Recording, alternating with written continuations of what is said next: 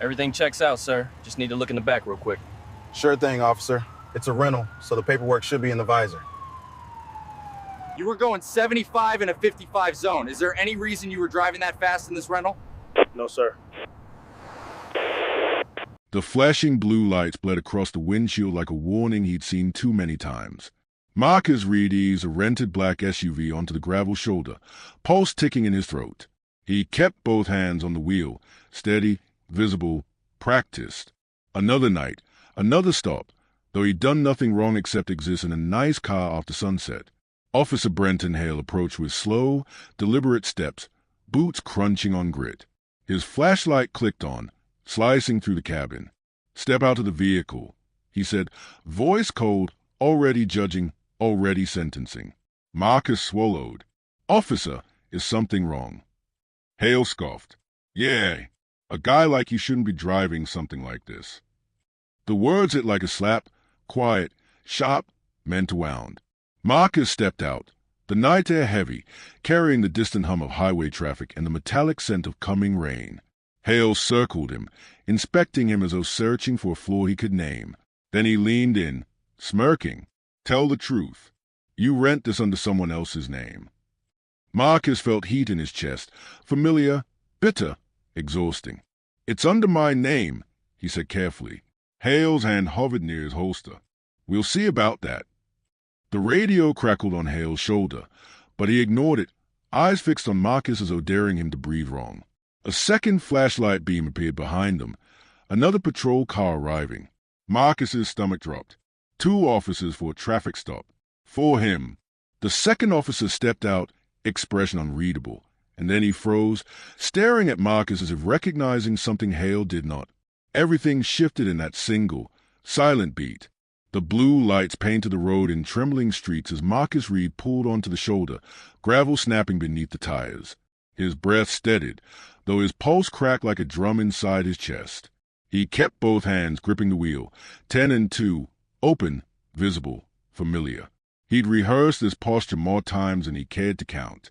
Officer Brenton Hale approached with rigid certainty, boots landing in authoritative, unhurried steps. Marcus watched him through the side mirror, noting the squared shoulders, the angled flashlight, the expression that had already read Marcus's skin before reading his plates. Hale tapped the window. "Evening. License and registration." Marcus lowered the glass.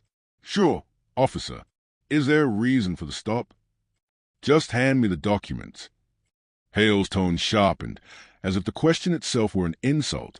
Marcus passed him the license and rental agreement. Hale scanned them briefly, then chuckled. "You renting this?" He jerked his chin toward the SUV. "Looks a little out of your range, don't you think?" Marcus inhaled through his nose. "It's under my name." "Uh-huh." Hale leaned closer. "Step out of the vehicle." Marcus hesitated a beat too long. Hale's hand drifted near his holster. Marcus unbuckled and stepped out, cold air pressing against his skin. Highway lights flickered overhead like distant stars behind fog. Hale circled him slowly. "Where you headed?" "Home," Marcus answered. "From where?" "Work." "What kind of work?" Hale asked, already smirking. "I manage transportation logistics." Hale laughed. "So, nothing that explains this car." He patted the hood. "You sure this isn't stolen?" "It isn't," Marcus said softly. Another patrol car approached, headlights swelling. Marcus felt his throat tighten. 2 officers for a simple stop, for him. Officer Torres stepped out, younger, eyes flicking from Hale to Marcus. "Everything okay here?" "Perfect," Hale said, just verifying a rental agreement. Torres studied Marcus, recognition faint but present. "Sir, did he explain the reason for the stop?" "He hasn't," Marcus replied. Hale shot Torres a glare. "I don't need to explain myself until I'm done assessing risk." Marcus stiffened. "Risk?" Hale stepped closer, voice low. "People lie about rentals all the time. Fraud, stolen cards, stolen IDs, especially when the driver doesn't match the car." Marcus swallowed. "What does that mean?" "You know what it means," Hale said. Torres shifted uneasily. "Brent, maybe just run the info." Hale cut him off. I said I've got it handled. He opened the car door without asking. Marcus tensed. Officer, you can't search without.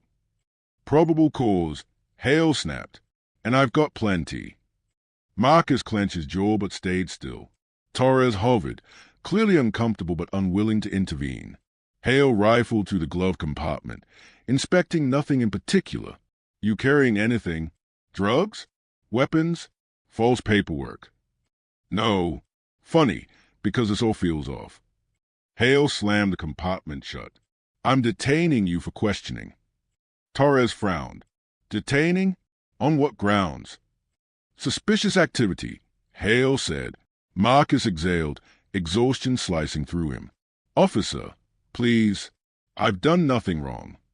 Hale ignored him and pressed his radio. Dispatch, run ID for Marcus Reed. Suspected fraudulent rental usage. Static, then confirm spelling. IED Marcus Reed. A long pause followed. Too long. Hale frowned. Dispatch, he repeated. Stand by, the voice said. Torres looked at Marcus again, brow furrowed as if piecing together memory. Marcus Reed, the company presentation last month. Hale shot him a warning look. Don't start. Marcus whispered, Officer Torres, is something wrong? Torres opened his mouth, but Hale barked, faced the vehicle, hands visible. Marcus complied, palms flat against cold metal. His breath came shorter now. The radio crackled again. Officer Hale, confirmation pending. Running secondary verification. Hale rolled his eyes. Unbelievable. Torres stepped closer to Marcus, lowering his voice. Sir, please stay calm. This might be a misunderstanding. Might be. Marcus whispered. This happens to me all the time. Torres's expression softened, but he said nothing else. Hale grabbed Marcus's arm. Until we get confirmation, you're detained. Don't move. Marcus stared at the gravel. Cars whooshed past, some slowing, gawking. Humiliation crawled through his chest. Officer, Marcus said quietly, I work in transportation. This rental. Hale scoffed. Save it. Torres tried again. Brent, maybe we should wait before escalating. Escalating. Hale barked. This is protocol. Torres muttered. No, it isn't. Hale stepped toward him. You got something to say. Torres swallowed. Just follow proper procedure. Hale sneered. The radio crackled a third time, the dispatcher's tone oddly formal. Officer Hale, secondary records request initiated. Stand by. Repeat, stand by. Torres's eyes widened slightly. Marcus caught the flicker. Something was happening. Something Hale didn't understand. Hale cursed under his breath. What is taking so damn long? Marcus's stomach twisted. His name had triggered something bigger than Hale expected. Torres whispered, So, whatever happens next, don't react. Marcus froze. Why? He whispered. Before Torres could answer, a new voice came through the radio, sharper, authoritative. Officer Hale, hold position. Do not proceed. Hale stiffened. Marcus's heartbeat thudded in his ears. Something was coming.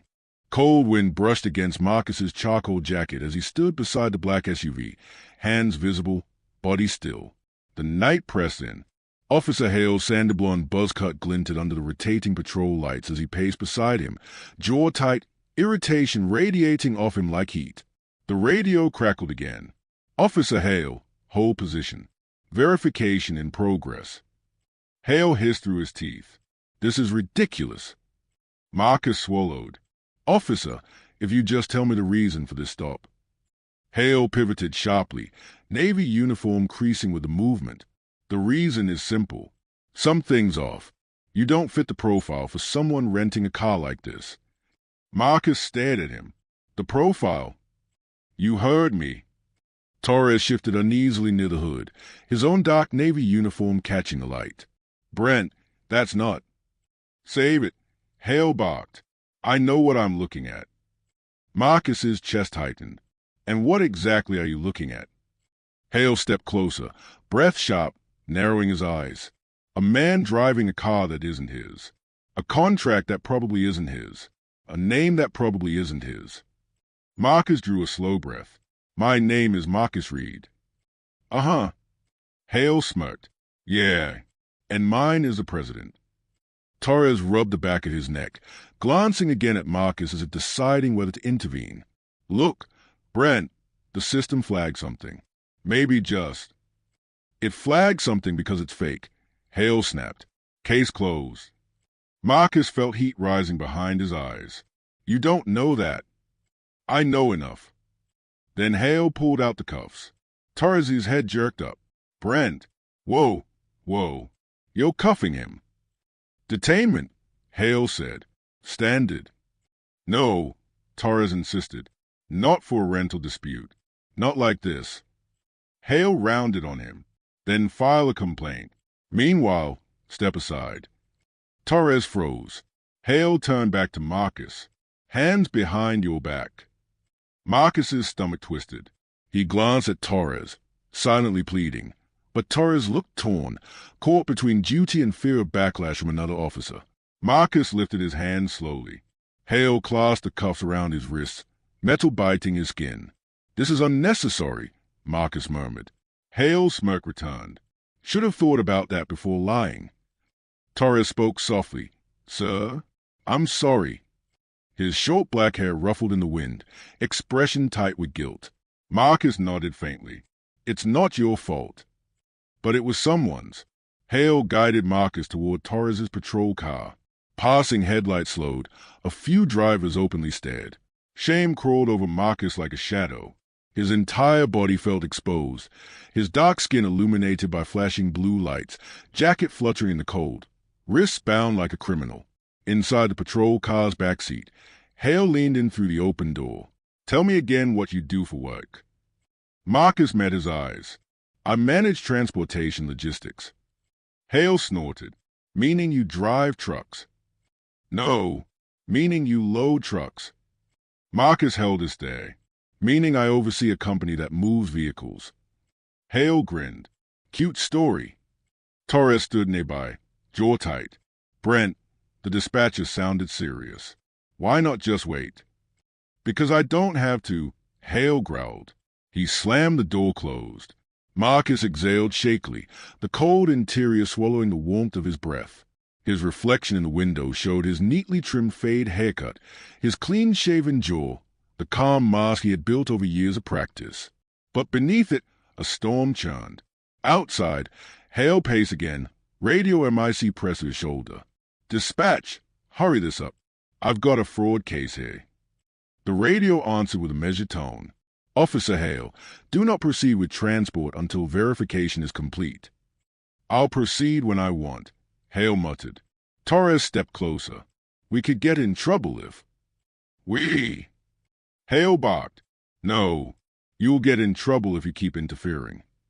Torres stiffened. Silence forced upon him. Marcus watched through the window, breathing slowly to keep panic at bay. After a tense minute, Torres approached the door and opened it quietly. Sir, Marcus, look, I don't think he did anything wrong. But Hale is unpredictable tonight. Marcus whispered, Why? What's going on? Torres shook his head. I'm not sure, but when dispatch hesitates like that, it usually means your name triggered something important. Important how? I don't know, but Hale won't back down until he gets what he wants. Marcus closed his eyes. And what does he want?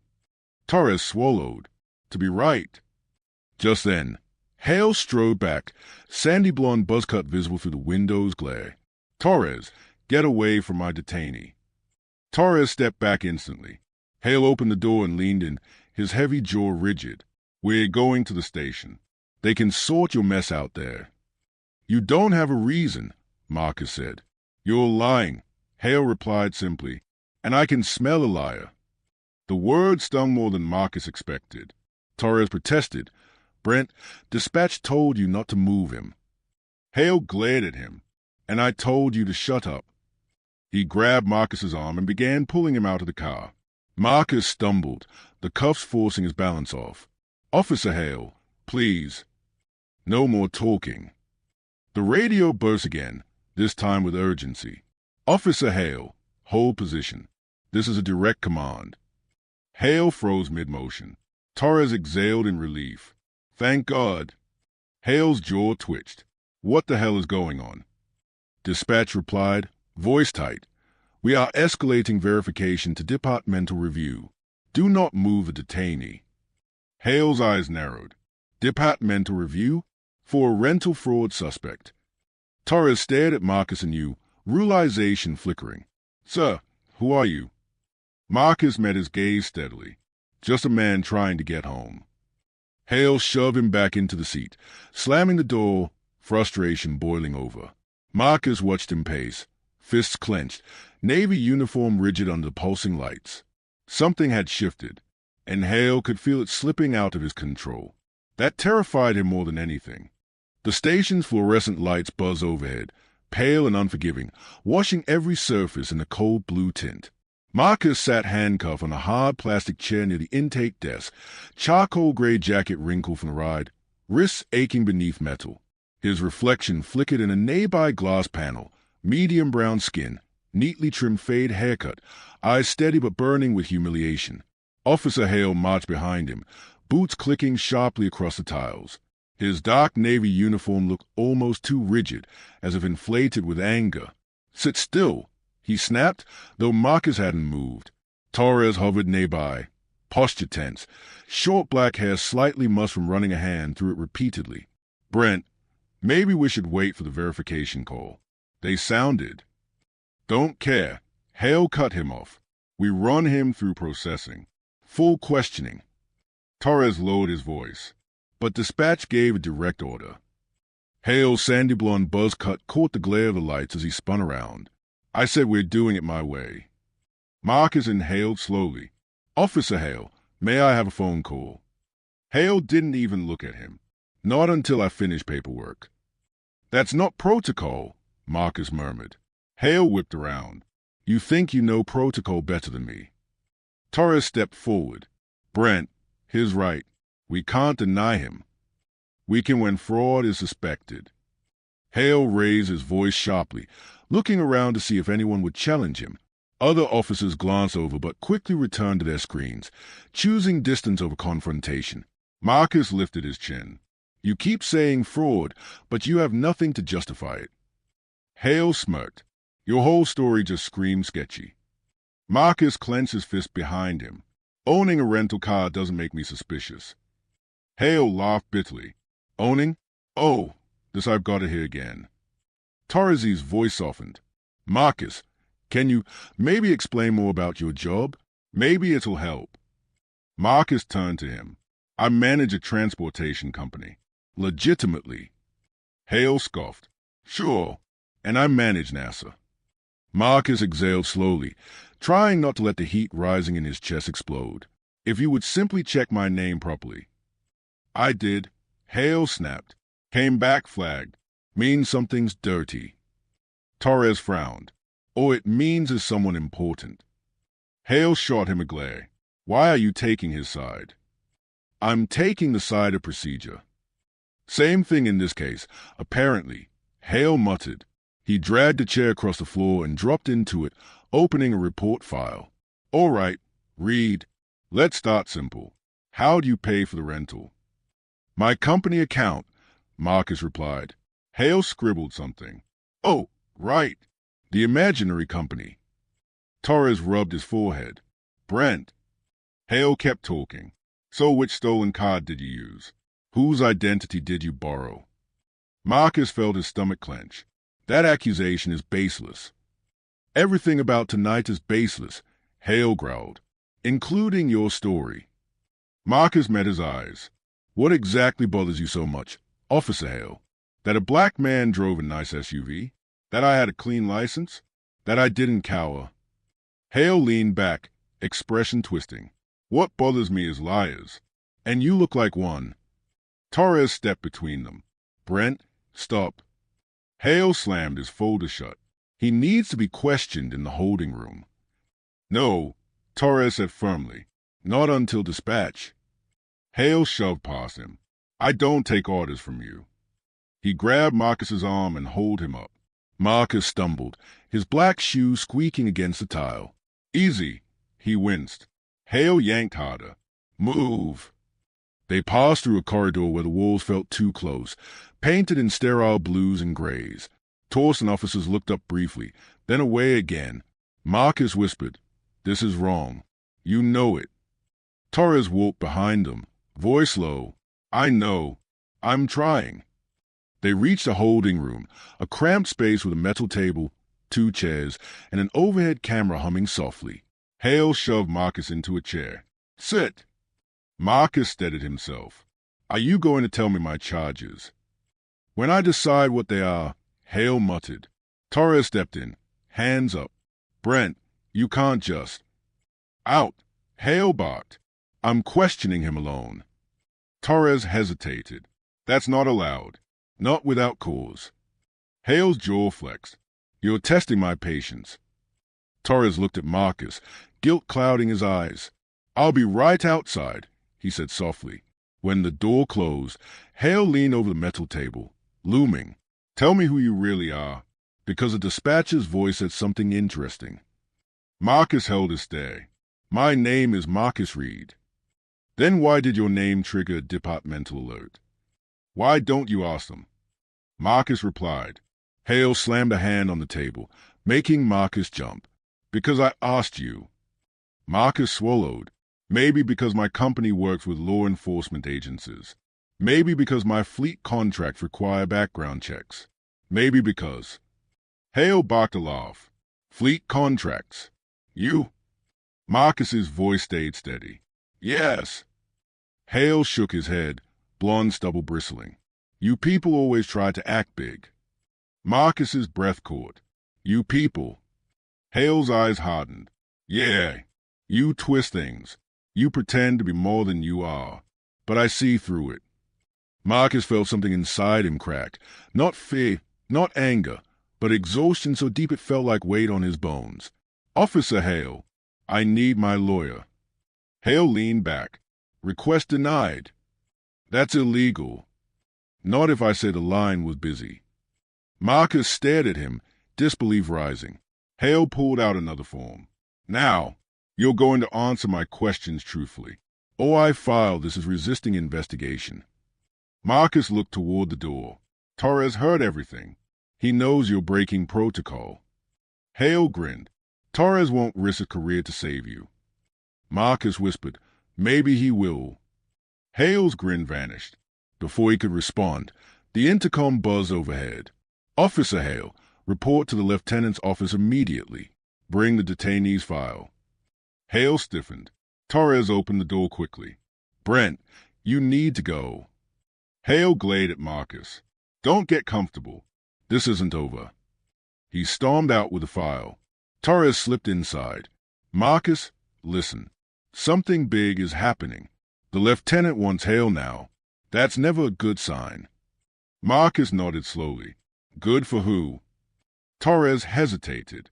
"I don't know yet." The lieutenant's office door slammed shut behind Officer Hale, leaving a sharp echo in the hallway. Torres guided Marcus out of the holding room and back toward the intake area, the fluorescent lights flickering above them like restless nose.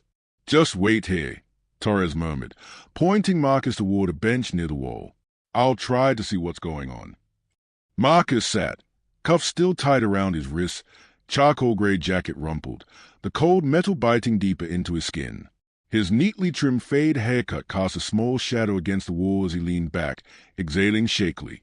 Across the room, officers worked at their desks, typing, murmuring, answering calls, but nobody looked directly at him. They glanced in quick, guilty flicks of the eye, then turned away, pretending to be busy. Marcus whispered to himself, "Why is my name causing this?" He knew the answer, but he didn't want to say it aloud. Not yet. Inside the lieutenant's office, raised voices leaked through the door. Hale barked, "Lieutenant, this is a simple fraud case. I don't know why everyone's overreacting." A deeper voice replied, calm but unmistakably firm, "Sit down, Officer Hale." "No, I want to know what's happening." "Sit down." A heavy pause followed. Torres glanced back at Marcus, giving a faint, encouraging nod, then pushed the door open slightly, slipping inside. Marcus watched the silhouette through the frosted glass panel. Hale's squared shoulders, rigid in his dark navy uniform, Torres's lean frame shifting restlessly, the lieutenant's broader outline facing them. Then the voices rose again, sharper this time. "You ran this man's ID," the lieutenant said. "You saw what came up." Hale scoffed. "Some corporate nonsense. Probably stolen credentials. People fake executive tags all the time." The lieutenant leaned forward, tone darkening. "This one isn't fake." Hale hesitated. "It shows," the lieutenant continued, "an authenticated executive profile with federal background clearance." Papers rustled. Marcus Reed, CEO, majority owner of Titan Drive Rentals. Silence. Marcus closed his eyes, hearing every word through the thin wall. Hale finally burst out. No, that can't be right. He's lying. That system must be wrong." Torres spoke up. "It isn't wrong, Brent. I recognized him before. He did a transportation briefing for the city last month." The lieutenant added, "And the vehicle he was driving, registered directly to Titan Drive's corporate fleet, purchased under Reed's authorization." Another long, brittle pause cracked the air. Hale hissed, "So what? He still looks suspicious. You expect me to believe someone like him?" "Finish that sentence," the lieutenant warned. Hale's jaw snapped shut. Torres stepped closer to the desk. "Brent, you accuse a corporate CEO of rental fraud with zero evidence. You denied his phone call. You searched his car without cause. You detained him after being ordered not to." Hale growled under his breath. "I didn't know who he was." "And that," the lieutenant said, "is not the defense you think it is." The door suddenly swung open. Torres came out first, eyes flicking toward Marcus with urgency. The lieutenant followed, a tall, broad man with graying hair, wearing a stern expression. Hale trailed behind them, face red, sandy blonde buzz cut rigid, fists clenched so tightly the knuckles whitened. The lieutenant stopped in front of Marcus. "Mr. Reed, please stand." Marcus rose slowly, wrists still chained. "Yes." "I've reviewed the situation," the lieutenant said. "Officer Hale acted outside of protocol. You will be released." Hale exploded. "You can't just release him. He—" The lieutenant raised a hand. "Enough." Hale's mouth snapped shut, but his glare burned holes through Marcus. Marcus swallowed hard. "Lieutenant, why didn't anyone just verify my identity properly?" The lieutenant hesitated, then answered with surprising honesty. "Because the officer handling your stop didn't follow the verification steps. And once things escalated, certain assumptions were made." Marcus exhaled slowly. "Assumptions?" Torres stepped forward. "Mr. Reed, I'm sorry. I should have done more back there." Marcus met his eyes. "You tried. That's more than most." Hale muttered, "Oh, please." The lieutenant turned sharply. "Officer Hale, bring me the intake paperwork." Hale stiffened. "It's not finished." "Then finish it," the lieutenant growled, "without fabricating charges." Hale's jaw tightened so hard Marcus thought he might crack a tooth. "So we're just letting him walk because he's rich now?" The room fell silent. Torres froze. The lieutenant stared at Hale with icy disbelief. "We're letting him walk because he did nothing wrong." Marcus spoke quietly, but every word carried weight. "You weren't interested in whether I did anything wrong." Hale shot him a vicious glare. "You had that car, that fancy contract. Your attitude." "My attitude?" Marcus repeated softly. "You acted guilty." Hale spat. Marcus lifted his bound wrists. "Or did I act black?" A few officers nearby stopped typing. The lieutenant cleared his throat. "Mr. Reed, we will remove the cuffs. Immediately." Torres stepped forward, unlocking them gently. The metal fell away with a soft clink. Marcus rubbed his wrists, red marks visible against the skin. Hale stayed, breath shaking with fury he couldn't justify. Marcus looked at him calmly. "Officer Hale, whatever comes next, you brought it onto yourself." Hale's face twisted. "This isn't over." The lieutenant replied for Marcus. Oh, it is, and the department will be reviewing your conduct.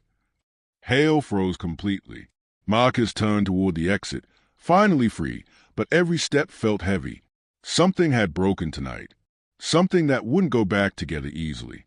The station felt colder now, quieter, heavier, as if every wall leaned inward, listening. Marcus stood near the front desk, rubbing the red marks circling his wrists. The fluorescent lights cast hard shadows across his charcoal gray jacket, highlighting every crease left by the cuffs. Torres lingered beside him, shifting anxiously. Mr. Reed, I know this doesn't fix anything, but I'm glad the lieutenant stepped in. Marcus nodded. Glad someone did. Across the room, Hale shoved through a doorway, dark navy uniform stiff, sandy blonde buzz cut sharp under the lights. He clutched a stack of papers and muttered curses under his breath. The lieutenant followed him out. Officer Hale, put the file on my desk. No, Hale snapped. The room went still. The lieutenant's voice dropped to a dangerous calm. Excuse me. Hale slammed the papers on a nearby counter instead. There. Happy. Torres swallowed. Brent, just stop. Hale rounded on him. Don't tell me what to do. Marcus watched, silent, every nerve fraying. He knew this wasn't just about paperwork. Something inside Hale had cracked. Something he could no longer control. The lieutenant approached him slowly. Officer Hale, I need you to take a step back. I'm not stepping anywhere. Hale growled. You're all acting like I assaulted a celebrity. This has nothing to do with celebrity, the lieutenant replied. It has to do with your conduct. Hale scoffed. Conduct? My conduct was perfect. Marcus whispered, You don't believe that. Hale's head snapped toward him. Don't talk to me. Marcus held his gaze. You racially profiled me, searched my vehicle without cause, detained me after being told not to, denied my right to a phone call. You're twisting it, Hale snapped. Twisting everything. People like you always do. Torres stepped between them quickly. Brent, stop talking. But Hale kept going, voice rising. You walk in here with your fancy jacket, your executive clearance, expecting us to I expected you not to arrest me for driving a car I own, Marcus replied. His tone stayed calm, but the words shook the room. Hale laughed once. Short, bitter. Own. That's rich. Torres whispered. Brent, it's literally in the system. That system is wrong. Hale roared. It has to be. The lieutenant moved closer. Officer Hale, that's enough. You're suspended pending investigation. Hale blinked, stunned. Suspended? For what? Doing my job. For violating protocol, the lieutenant said. For ignoring direct orders. For threatening a civilian. For bias-related misconduct. Hale turned red, fists trembling. Bias? I'm not biased. Marcus raised an eyebrow. You told me I didn't fit the profile. What profile? Exactly. Hale stepped forward threateningly. You know. Torres grabbed his arm. Brent, stop. Hale yanked free. Everyone needs to get out of my face. The room erupted into motion, officers rising from desks, watching, waiting. Hale's world was collapsing, and he felt it slipping through his fingers. The lieutenant spoke again, slower this time. Hale, hand over your badge. Hale stared at him, disbelief cracking across his features. You're serious. Hand it over. Hale's jaw clenched, muscles twitching. You're taking the word of... He caught himself too late. Everyone heard it anyway. The lieutenant's voice turned cutting. Finish that sentence, and you will have more than suspension to deal with. Hale's face twisted, but he reached for the badge. His hand shook as he unpinned it from his uniform. Torres looked down, exhaling hard. Hale slapped the badge into the lieutenant's palm. This is a mistake. No, Marcus said quietly. It's accountability. Hale turned on him with venom. You did this. Marcus shook his head. You did this to yourself.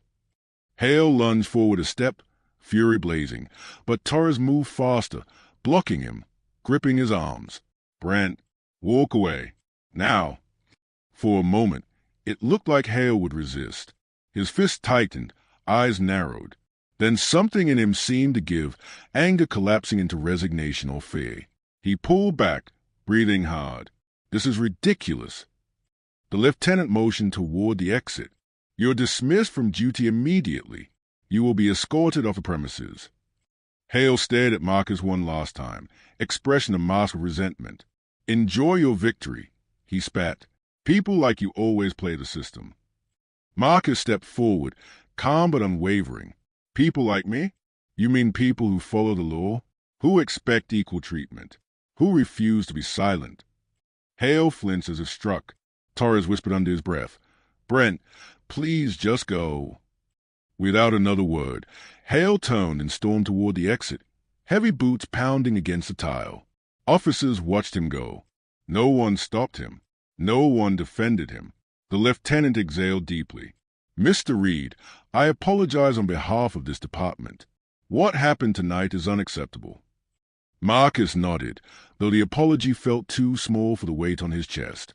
I appreciate you stepping in. Torres rubbed the back of his neck, guilt pooling in his eyes. I should have done more earlier. You spoke up when it mattered, Marcus said. Torres shook his head. Not soon enough. Marcus looked at his reddened wrist again, feeling the sore ring of humiliation that Hale had left behind. What happens now? He asked. The lieutenant folded his arms. Internal Affairs will conduct a full review. Your lawyer has been contacted and is on the way. Marcus inhaled slowly. Good, because I'm not letting this vanish. Nor should you, the lieutenant agreed. Torres glanced at the door Hale had disappeared through. This is going to shake the department. Marcus gave a humorless half-smile. Maybe it needs to. For the first time that night, Torres didn't look torn. He looked convinced. The lieutenant nodded. Mr. Reed, let's move you to a private room until your counsel arrives. As Marcus followed them, the station's cold lights hummed above him. Tonight, something had cracked open, not just for him, but for everyone who had seen exactly what Hale truly was. Something irreversible, something long overdue. The private room felt strangely warm compared to the rest of the station. Soft beige walls, dimmer lighting, a quiet hum from a ventilation system. Marcus sat at a small table, charcoal-gray jacket still wrinkled from hours of confrontation. His fingers traced the faint red marks left by the cuffs. Torres stood near the doorway, hands clasped behind his duty belt, short black hair slightly tousled, expression weighed down with guilt. Your lawyer should be here any minute, he said softly. Marcus nodded. Thank you. Torres hesitated.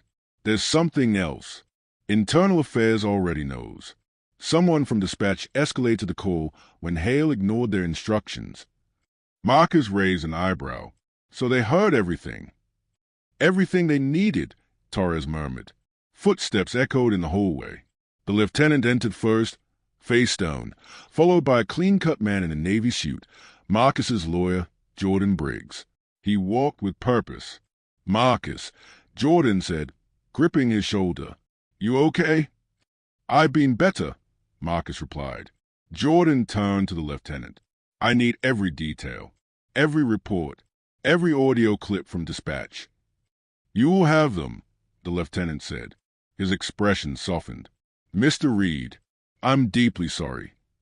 Hale's voice suddenly erupted from down the hall, muffled, furious, unmistakable. You're ruining my career over him.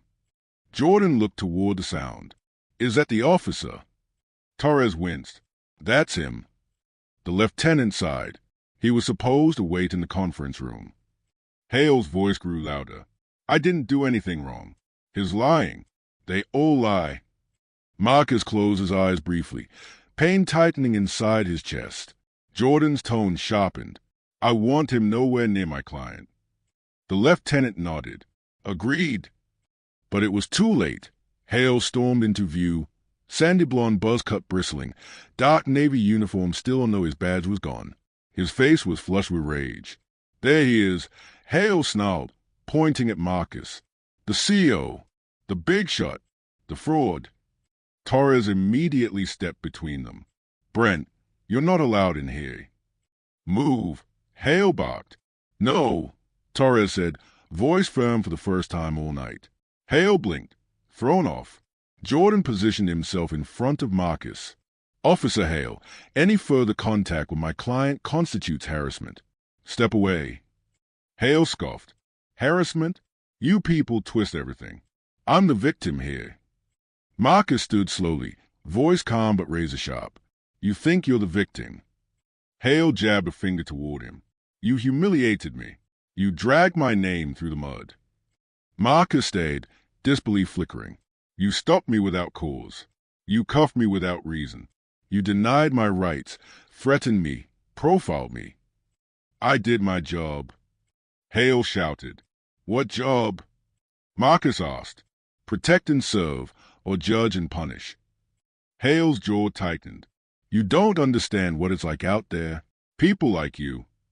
Jordan snapped. What's your words? Hale leaned forward anyway. People like you think you can do whatever you want. Marcus stepped closer, matching his gaze. I tried to drive home. Hale didn't reply. The lieutenant finally intervened, voice cutting through the air. Officer Hale, you are violating the terms of your suspension. Leave this room immediately. Hale shook his head, eyes wild. This isn't fair. None of this is fair. He's lying. He has to be lying. Torres spoke softly, almost sadly. Brent, he's not lying. And deep down, you know that. Hale froze. Something flickered across his face. Panic, denial, maybe both. Jordan crossed his arms. Officer Torres, could you please make an official statement to Internal Affairs? Torres nodded. Yes, I will. Hale's mouth fell open. Torres, you're siding with him. I'm siding with the truth, Torres said. Hale staggered back a step, looking betrayed. I thought we were a team.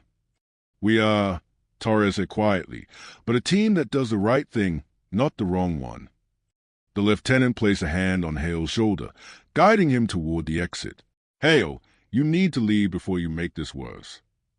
Hale resisted for only a second before allowing himself to be pushed out.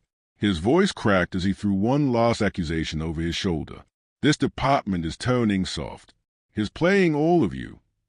The door slammed. Silence settled like dust. Torres exhaled shakily. I didn't want it to end like this. Marcus looked at him, expression softening. You did the right thing. That matters. Jordan opened his briefcase. Marcus, we're filing formal charges. Civil rights violation, unlawful detention, illegal search, denial of counsel. Internal Affairs will handle the rest. Marcus nodded, though exhaustion tugged at his bones. I'm not looking for revenge. Jordan paused. Then what are you looking for? Marcus glanced at Torres, then at the lieutenant. Change. Accountability. Something that makes nights like this less common. The lieutenant lowered his head. We'll cooperate fully. Torres stepped closer, voice low. Mr. Reed, thank you for standing up tonight. You could have stayed silent. You didn't. Marcus sighed. I've stayed silent too many other nights. Jordan placed a reassuring hand on his arm. Let's get you out of here. As they stepped into the hallway, Marcus felt the weight of everything. Fear, humiliation, anger, but also something steadier. Something like resolve. Tonight hadn't broken him. It had revealed him. The morning news cycle exploded before Marcus even woke. His phone buzzed nonstop on the nightstand. Messages, calls, notifications, all piling on top of each other. When he finally opened his eyes, sunlight filtered through the blinds, casting narrow stripes across his neatly made bed. His lawyer, Jordan, called first. It's everywhere, he said. The footage from dispatch leaked. The audio, everything. Marcus sat up slowly, rubbing his face. How bad is it? For Hale? Very bad. For you? People are rallying. Marcus exhaled. I didn't want attention. I wanted accountability. You're getting both, Jordan replied. By noon, Marcus walked into Titan Drive's corporate office, a sleek glass tower downtown. Employees whispered as he entered, charcoal jacket sharp against the bright lobby lights. His neatly trimmed fade caught the reflection of the polished floors. Marcus. His operations manager, Lydia, rushed over. "We saw the news. Are you okay?" "I'm managing," he said. "You shouldn't have gone through that," she murmured. A few more employees gathered, concern etched across their faces. Marcus raised a hand gently. "I appreciate all of you. Truly. But I'm here to work." Inside the meeting room, screens displayed headlines. CEO wrongfully detained by officer under investigation. Dispatch audio reveals disturbing bias. Civil rights groups demand action against police misconduct. Torres texted him privately. "IA interviewed me. I told them the truth. Whatever happens, I'm sorry for everything you went through." Marcus typed back, "Thank you. That means more than you know." Meanwhile, Hale sat in his small apartment, dark navy uniform tossed carelessly on the couch, badge missing, authority stripped. The TV blared news coverage he couldn't escape. His sandy blonde buzz cut looked disheveled as he paced the living room. "They're destroying me," he muttered. "All because of him." He replayed the audio clip, his own voice echoing. "People like you. He doesn't fit the profile. You think you can do whatever you want." Each line damning. His phone buzzed with messages from co-workers, some avoiding him, some condemning him, none offering support. Hale slammed the phone onto the counter. "I did my job. I was right. I was." But the room didn't agree with him. The silence didn't agree with him. And deep down, something inside him didn't, either. Back at Titan Drive, Lydia turned to Marcus. Internal Affairs released a statement. She read it aloud. "Officer Brenton Hale has been suspended pending termination. A full investigation into misconduct, unlawful detainment, and bias violations is underway." Marcus swallowed. Even when justice inched forward, it didn't erase what had happened. Jordan stepped into the room, holding a folder. "Civil rights groups want to meet with you. Press conferences, interviews." "No interviews," Marcus said sharply. "Not yet. I'm not ready to be a symbol." Jordan nodded slowly. "Understood." Marcus stared out the window at the city below, cars moving along sunlit streets. Normal life, continuing as if last night hadn't happened. Lydia stepped closer. "What do you want to happen now?" Marcus took a long breath. "I want the truth to stand. I want people to see what happened and understand why it matters. Not because I'm a CEO, but because it happens to people without a title every day." Jordan closed the folder gently. "Then that's what we'll focus on." Later that evening, Marcus stood alone on the rooftop terrace. The wind brushed against his jacket, cool and calming. The city lights blinked like small promises, some broken, some still waiting. His phone buzzed again. Another text from Torres. "I hope you're okay. I know none of this makes it better, but I'm trying to support the investigation. If there's anything I can do, let me know." Marcus stared at the message for a long moment before replying.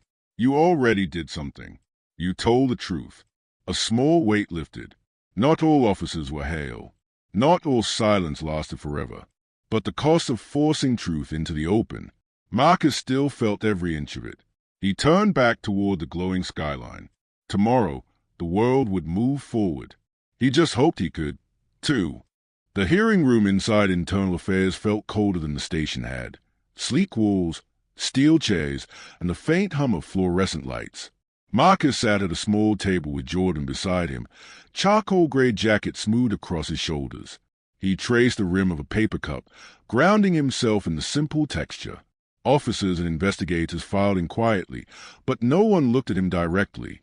Torres entered last, short black hair neatly combed this time, face calm but tight with resolve. Hale was escorted in moments later. He looked smaller. His dark navy uniform had been replaced by plain civilian clothes.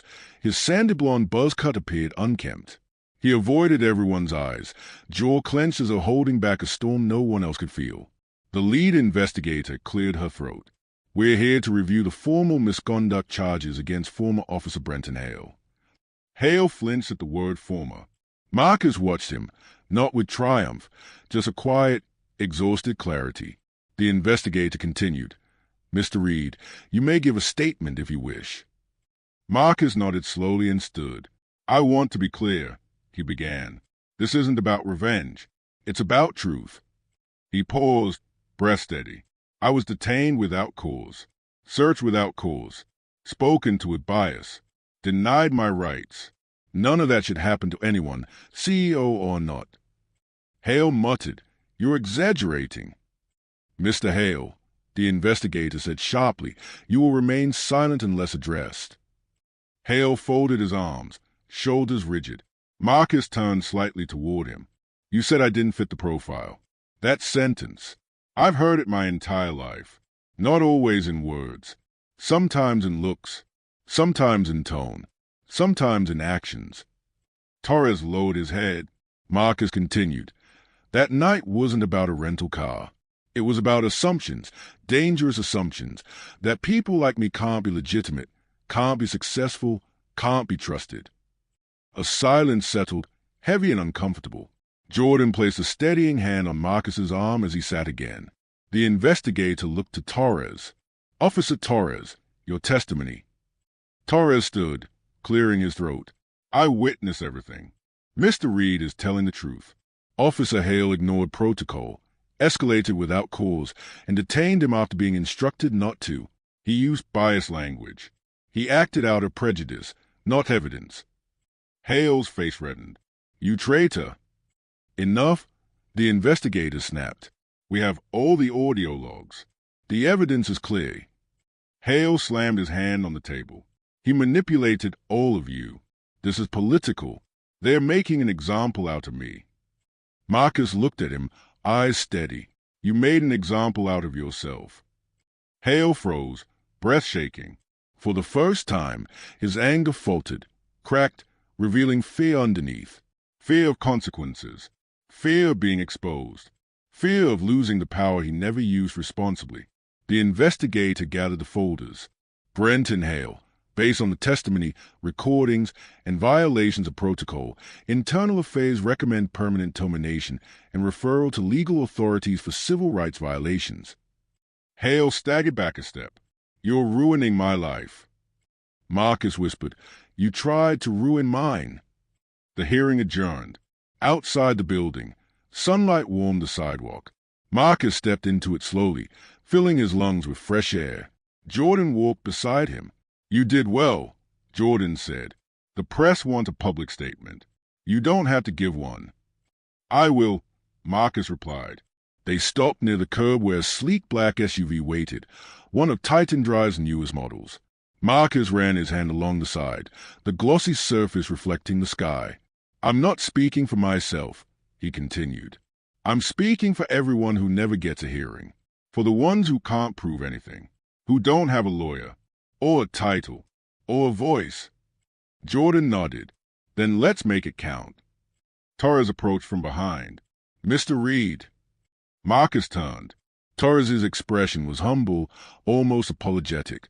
"I wanted to thank you," Torres said, "for telling the truth, for standing firm. It made it easier for me to do the right thing." Marcus nodded. "You risked a lot."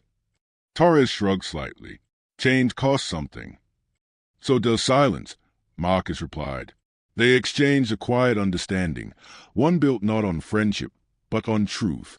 Torres stepped back. "If you ever need anything, let me know." Marcus offered a faint smile. "Take care of yourself, Officer Torres." Torres returned the smile, then walked away. Marcus opened the SUV door and slid inside. The leather seat felt familiar, comfortable, not a symbol of status, but of ownership, of autonomy. He started the engine, the soft hum steady beneath his fingertips. For a moment, he simply sat there, breathing, healing. Last night, he'd been detained for driving a car he legally owned. Today, he was driving again, on his own terms. No blue lights in the mirror. No orders to step out. No assumptions about who he was allowed to be. Poetic justice wasn't revenge. It was truth allowed to breathe. Marcus shifted the gear, eased onto the road, and let the city open before him, wide, bright, and his to navigate.